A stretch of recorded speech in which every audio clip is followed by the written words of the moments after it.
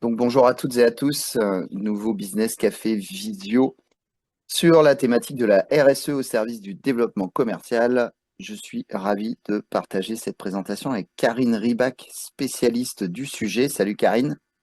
Salut Stéphane, merci de me recevoir. Avec plaisir. On va faire un petit peu rapidement les présentations. Donc moi je dirige une agence de business formation en vente management RSE. Digital et team building. Je suis installé à Saint-Germain-en-Laye depuis presque 7 ans maintenant. Karine, je te laisse aller pitcher ton activité. Rapidement, moi je suis spécialiste RSE aussi bien d'un point de vue stratégique qu'opérationnel. En fait, j'aide l'entreprise à performer avec un prisme RSE, à embarquer les équipes, à les acculturer et à changer ses manières de travailler. Pas de révolution, mais des changements de prisme pour s'améliorer et se développer. Allez, super. Merci. Et on va commencer par quand même quelques mots sur la RSE et puis essayer de voir comment transformer une contrainte en opportunité. Karine, quelques mots sur la RSE? Oui, alors c'est ma vision, hein. Bon, la RSE repose sur trois piliers fondamentaux, les thématiques environnementales, sociales, sociétales et économiques. Et en fait, pour moi, la RSE, c'est un nouveau prisme, une nouvelle façon de voir les métiers et nos façons de fonctionner. C'est pas une contrainte qu'on vient rajouter, mais vraiment une manière de voir différente. C'est comme si on mettait des lunettes vertes ou bleues à la place d'avoir des verres, pardon, incolores. Euh, Là où moi j'insiste vraiment sur la RSE, c'est que elle doit accompagner le développement de l'entreprise et surtout sa pérennité économique au service de son chef d'entreprise, de ses salariés et puis de ses parties prenantes. Ok, top. Alors, il y a beaucoup qui considèrent que c'est une contrainte et c'est un peu l'objet quand même de ce webinaire, c'est de se dire, ok, allez, si vous voulez, c'est une contrainte, mais c'est aussi beaucoup, beaucoup, beaucoup, beaucoup d'opportunités et l'idée, c'est quand même de transformer cette opportunité en contrainte. Alors, j'ai mis en place un certain nombre de choses RSE depuis 7 ans maintenant dans mon entreprise. Euh, et l'idée derrière tout ça, c'est d'embarquer les collaborateurs parce que c'est vraiment une action globale dans l'entreprise. Et en termes d'opportunités, on se rend compte que ça a des impacts très positifs sur le recrutement, qui est quand même un sujet fort dans les entreprises en France depuis quelque temps. La fidélisation des collaborateurs qui sont de plus en plus sensibles à tous les sujets qui touchent à la RSE et dans le business. Alors, on va parler des appels d'offres parce que moi, je l'ai connu déjà il y a 15 ans et ça s'accélère chaque année. Les demandes qui sont faites autour des appels d'offres pour les sujets de RSE sont des opportunités de business et de plus en plus de clients en font aussi un critère de sélection pour choisir leurs principaux fournisseurs, prestataires et partenaires. Donc, euh, au-delà d'être une contrainte, peut-être, je suis convaincu que c'est énormément d'opportunités pour positionner son entreprise et développer le business de son entreprise. Et justement, quand on parle business, parfois on parle appel d'offres.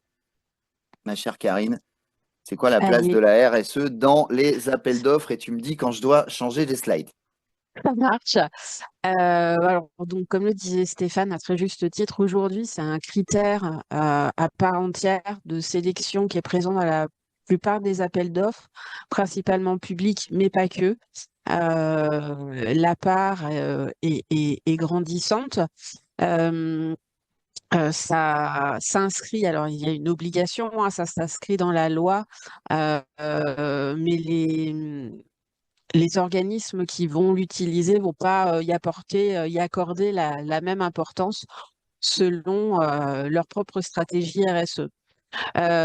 Aujourd'hui, il y a des grands donneurs d'ordre qui ne sont pas que des institutionnels, hein, il y a aussi des entreprises qui commencent à l'intégrer.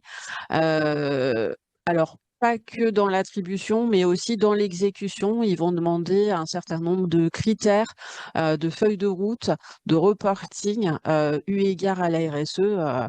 Un des plus souvent qu'on voit apparaître, c'est les émissions de gaz à effet de serre. Donc, c'est quel type de mobilité vous utilisez quand vous allez intervenir en entreprise, combien ça va peser votre intervention sur votre contribution globale. Et donc, comme je le disais, bah, de plus en plus, ça apparaît dans le secteur privé du fait de la pression des grands donneurs d'ordre qui sont aujourd'hui soumis à la CSRD, qui ont déjà commencé, même s'il y a un petit ralentissement aujourd'hui avec les évolutions européennes et les délais qui ont été accordés. Quoi qu'il en soit, les grandes entreprises sont déjà dedans, donc demandent de ce fait sur leur chaîne de valeur à leurs fournisseurs et prestataires quelles sont les démarches qu'ils ont entamées. Ok. C'est good, Stéphane. Alors, à quoi il faut s'attendre? Ça dépend. À chaque fois, c'est un petit peu différent, mais globalement, ce qui revient, c'est des questionnaires à compléter que vont vous demander vos donneurs d'ordre. Qu'est-ce que vous avez mis en place dans votre politique RH? Comment vous vous engagez d'un point de vue environnemental?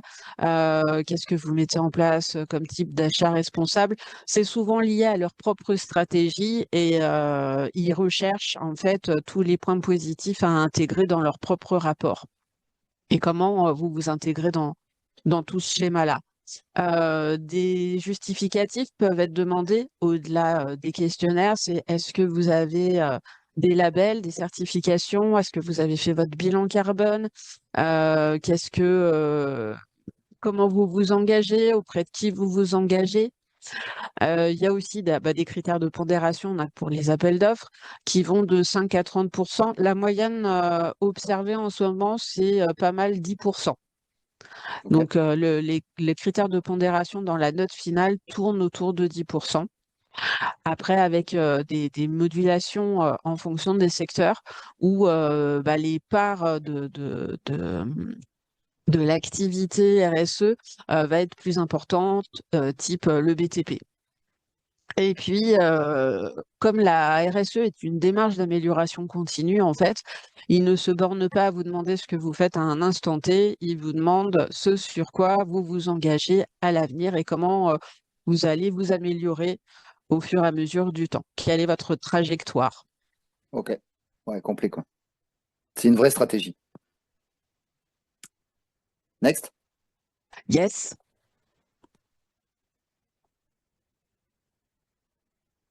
Alors ça, c'est deux exemples que je vous ai mis l'un à la suite de l'autre où vous pouvez voir la répartition. Sur le premier, c'est la dernière ligne où le développement durable représente 5% de la note finale des personnes qui vont se positionner sur un appel d'offres.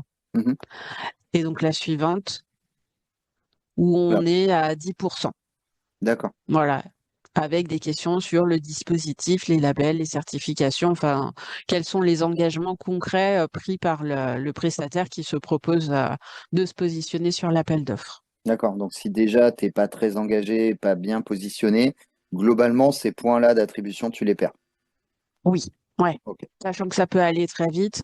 Si derrière le positionnement en termes de montant, de budget est pas au top, qu'il y a des mieux 10 ans, parce que ça marche beaucoup comme ça, d'entrée de jeu, tu perds 10 points. D'accord. Effectivement, c'est pas anodin. Une stratégie de différenciation et de conquête, c'est comme ça qu'on a voulu voir aussi la RSE avec Karine. Alors, il y a anticiper les exigences du marché, alors les exigences futures et puis il y a les exigences aujourd'hui aussi. Euh, comme l'a dit Karine dans les appels d'offres, avoir une bonne stratégie RSE peut faire la différence, peut permettre de remporter les marchés. En tout cas, les critères d'attribution sont de plus en plus importants, donc je reviens pas dessus. Euh, il faut avoir des outils. Alors, je sais que Karine travaille beaucoup sur les sujets pour mettre en place tous les outils nécessaires à la réponse, à la communication, à entraîner les équipes à en parler, à expliquer tous les bénéfices. Et puis mettre en avant aussi comment est-ce que, en fonction des attentes du client, mon entreprise répond sur ces critères-là? Il y a des entreprises qui sont vraiment sensibles aux engagements sur les sujets de la RSE et ça va être un marqueur fort dans le choix du fournisseur. Au-delà simplement des appels d'offres, où c'est assez standardisé, tu gagnes les points ou pas, mais il y a des entreprises qui en font vraiment un critère de sélection très important. Donc, ça veut dire qu'elles vont être très sensibles à la manière dont leurs prestataires et fournisseurs vont présenter ce qu'ils ont mis en place et les résultats et la projection, etc., etc. Donc, il y a vraiment une stratégie aujourd'hui de différenciation autour de la RSE pour en faire un marqueur fort de développement commercial. On a été regardé, on a trouvé quelques statistiques sur la manière d'acheter, on va dire, de la population française en général. On a 90% des personnes qui apprécient les entreprises ayant mis en place une politique. Alors, c'est quelque chose qui est rentré dans les mœurs depuis quelques temps maintenant. Donc, les acheteurs, les consommateurs sont très sensibles à ça. Et c'est aussi vrai dans le recrutement, puisque il y a beaucoup de personnes qui sont sensibles aux engagements qui sont pris pour choisir leur futur employeur. 74% sont plus enclins à acheter dans une entreprise qui a vraiment engagé des démarches, qui le montre et qui, au-delà de simplement le communiquer, mais donne des exemples et des faits concrets. Donc ça c'est important. Et ensuite, 66% des consommateurs sont influencés dans leur décision d'achat. Et ça, ça veut dire que finalement, le marché est sensible à tout ce qui touche de près ou de loin à la démarche RSE. Donc, on ne peut pas passer à côté. Si aujourd'hui, on vend des produits et des services, si on ne met pas en place un certain nombre d'indicateurs, un certain nombre d'éléments de démarche, etc., etc., et si on n'a pas une projection un peu temporelle là-dessus, donc si on ne met pas en place une stratégie, malheureusement, on risque d'être confronté à des consommateurs et à des clients qui vont faire des choix envers plutôt nos concurrents parce que eux auront peut-être plus développé cette partie-là. Donc, il y a trois Si je choses peux me essentielles permettre, où tu peux le si, faire. de rajouter un cas concret, une entreprise que j'ai accompagnée qui voulait anticiper et préparer, élaborer sa stratégie RSE en prévision des demandes de ses clients. On a commencé à travailler, et en fait, c'est une entreprise agroalimentaire qui travaille avec la grande distribution, hein. C'est une petite PME familiale. Et pendant qu'on travaillait, ils ont eu un appel de 3 enseignes qui leur ont dit, c'était au mois de juin. Alors, nous, on aimerait savoir comment vous allez vous intégrer dans notre stratégie RSE. Notre stratégie, c'est ça. Les trois avaient des stratégies différentes. Vous, qu'est-ce que vous faites? Nous répondez pas tout de suite, mais on se revoit en période de négo et venez avec votre présentation et on verra comment vous vous intégrez et comment ça nous aide, nous, dans l'avancée de notre stratégie RSE. Donc, c'est très concret, hein. Exactement. Euh, mais c'est un bel exemple. Merci en tout cas, Karine. Il va y avoir trois choses auxquelles alors quand on parle business, commerce, on en parle souvent, donc autant les citer. Le ciblage va être important. Si vraiment vous avez mis en place une stratégie RSE, il va falloir cibler les entreprises qui sont sensibles à ça et sur lesquelles vous savez déjà que vous pouvez fortement vous positionner parce qu'ils ont cette sensibilité, parce que ça peut être un de leurs critères de choix, peut-être pas le principal, mais il en fait partie. Et donc, on va plutôt aller jouer sur ce terrain-là et on va plutôt cibler les entreprises qui sont sensibles à ça, comme on a mis en place une belle stratégie pour répondre à ces marchés et à ces potentiels clients. Le deuxième point, c'est la communication. Alors, autant le dire tout de suite, on va s'éviter la communication qu'on appelle bullshit.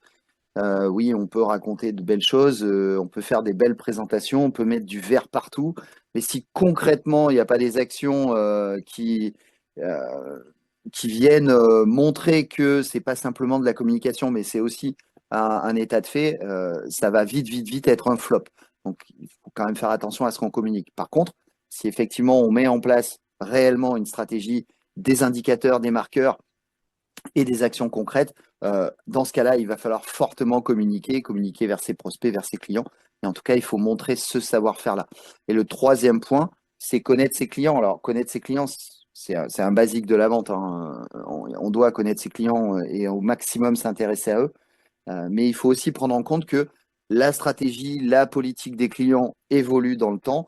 Ce qu'ils pensaient, ce qu'ils faisaient il y a 2 ans, 3 ans en arrière, aujourd'hui, ça a certainement évolué. Donc, il faut continuer à avoir des échanges réguliers avec ses clients et surtout, surtout, aller voir ce qu'ils attendent de leurs fournisseurs et de leurs prestataires pour être certain qu'on continue de bien répondre et qu'on ne va pas, comme j'ai eu le cas il n'y a pas très longtemps avec un client à moi, on ne va pas perdre un marché simplement parce qu'on n'a pas vu que notre client évoluait sur ces points-là et qu'aujourd'hui, il a une sensibilité qui s'est fortement développée. Et aujourd'hui, il cherche des fournisseurs qui répondent à cette sensibilité. Si on n'est pas dans les cases, malheureusement, même si c'est un client fidèle depuis quelques années, on est à risque et on peut sortir. Donc la connaissance client, ça va être un des éléments importants pour le développement commercial autour de ces sujets. On ne peut pas passer à côté de la marque employeur, ma chère Karine. Oui, la marque employeur souvent on oublie de parler de la culture d'entreprise. Pour moi, ce sont deux marqueurs importants de la RSE, alors pas que pour moi. Donc je pense que c'était important d'en parler aujourd'hui et de montrer à quel point bah, ça peut ressurgir. Ça influe sur la performance de l'entreprise et son développement. Hop. Je veux bien que tu passes. Alors, la culture d'entreprise, en fait, c'est tout ce qui est fait naturellement, dont on ne parle pas, qu'on n'inscrit pas dans le marbre, mais qui régit en fait le fonctionnement de l'entreprise.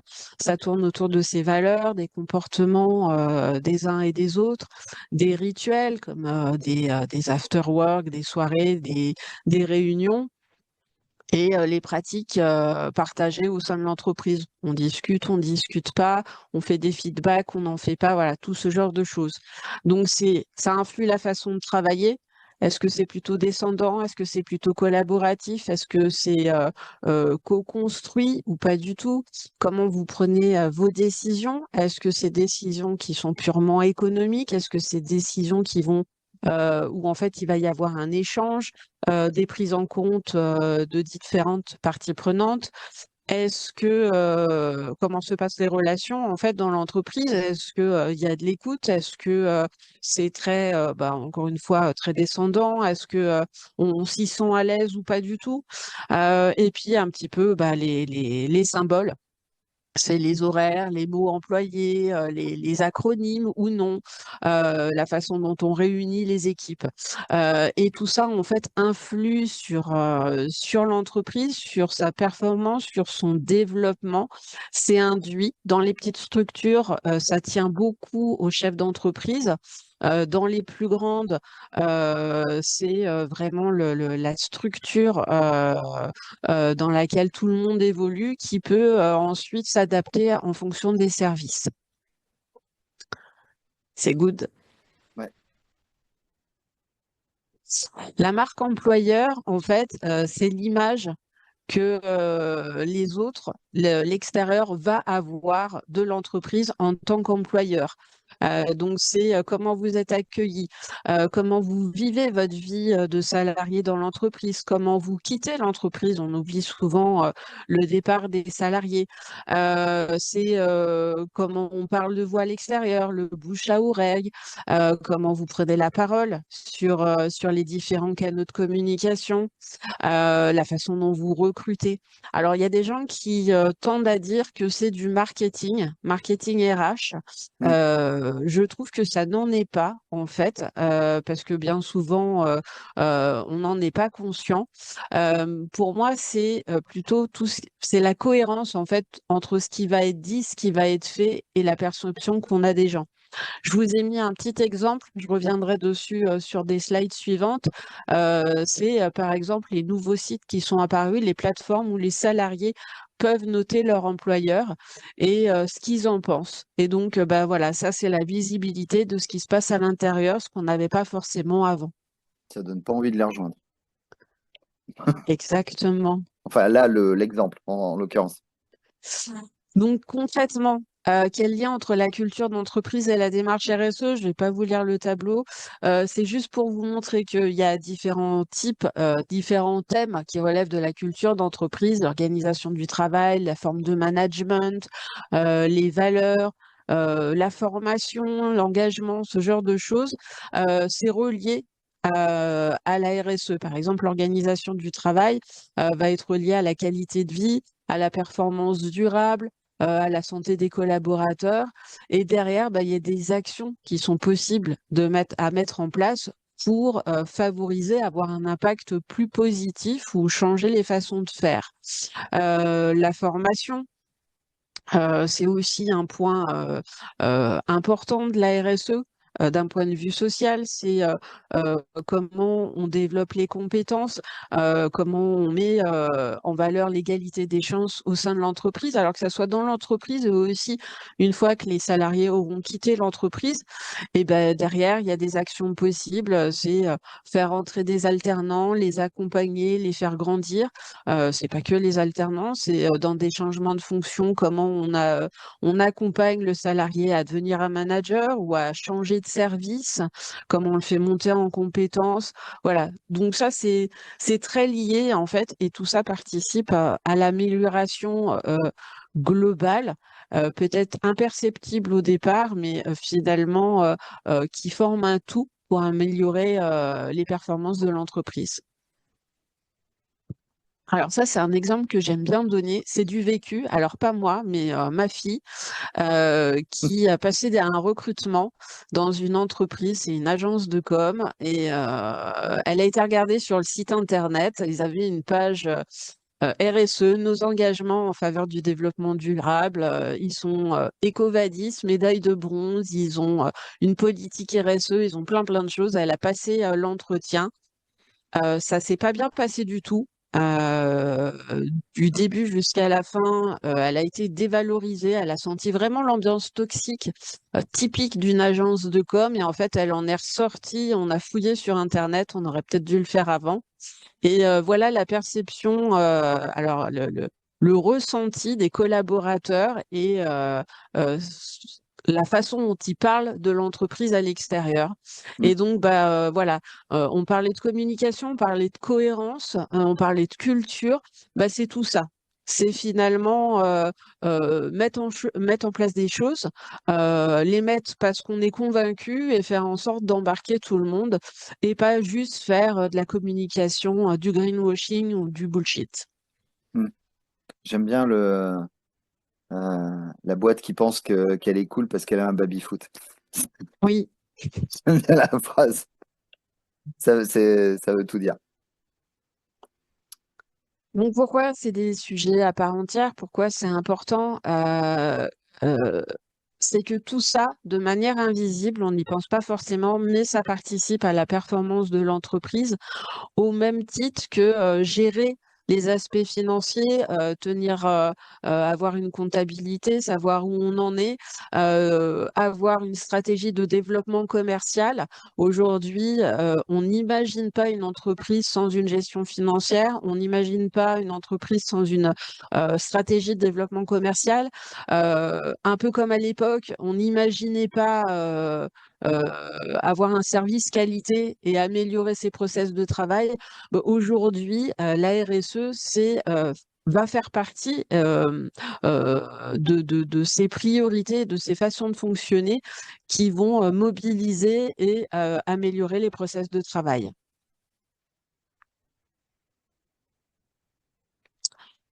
Voilà. Derrière, ce sont des exemples d'impact qu'il peut y avoir. L'engagement des équipes, c'est moins de turnover, une meilleure productivité. Moins de turnover, c'est des coûts en moins, Mm. une meilleure performance parce qu'on ne perd pas de temps à reformer les gens. C'est une image externe qui sera meilleure, tant auprès des potentiels futurs salariés que des clients. Et donc, comme le disait Stéphane, c'est un avantage concurrentiel entre deux entreprises qui font la même chose. Si on n'entend que du bien de l'entreprise, y compris de ses salariés, et que ça ressurgit, on ira plutôt vers eux, on aura plutôt confiance et humainement, on aura plutôt envie de bosser avec eux. Donc voilà, il y a plein de petites choses imperceptibles qui, au fur et à mesure du temps, étoffent le sérieux et l'envie que les entreprises auraient envie pour travailler avec l'entreprise. Allez, top. Donc ça, c'est un petit résumé de ce que pourrait apporter une culture d'entreprise alignée avec la RSE.